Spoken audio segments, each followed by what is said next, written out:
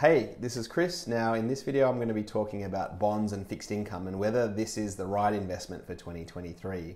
We're starting to see a lot more clients ask us about fixed income, understandably, because the yield, the return you can earn from these investments has been jumping over the last year as interest rates have risen. A couple of years ago, if you invested in a portfolio of Australian corporate and government bonds, you would have earned a return of 2% or less. Now that return is getting very close to 4%. So a much more decent return. We've got bonds as part of all of our diversified portfolios.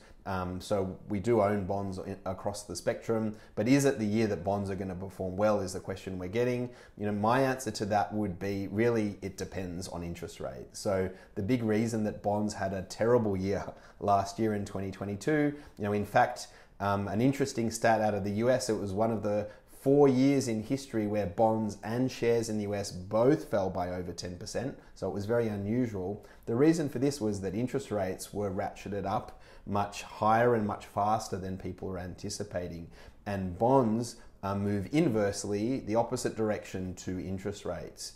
And so over the first month of January 2023, we've seen a bit of a relief rally in bonds and shares as people start to get a bit more confidence that interest rates may not need to go up as fast as they thought then at the end of last year. Look, I would be tempering any excitement around bonds because interest rates may still need to go up further. So while I think they still form part of a diversified portfolio, the challenge we had in 2022 was that usually when shares fall, bonds rise, but this last year in 2022 we're in a inflationary bear market where it was actually inflation that was causing interest rates to go up, which ultimately sent bonds down, and it was that sent shares down. So while bonds can help to diversify share market bear markets, it doesn't seem to work the other way around. When it's the bond market falling, that doesn't seem to be able to be nullified by shares going up. This is why we have a big allocation in our portfolios to gold as well. Gold as an asset actually did increase in value last year. It tends to do pretty well in environments where both shares and bonds do badly. But if you want to have a rosy outlook for bonds, I think you need to be expecting that interest rates are coming down.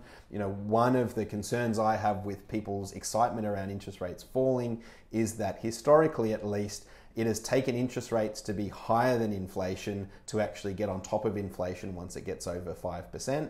Now in Australia and the US, inflation is over 5%, but interest rates aren't anywhere near inflation yet. So it may take a few more interest rate hikes to get there. And if it does, it may be a while before bonds start to shine. So at some point in the cycle, again, bonds will be a great investment.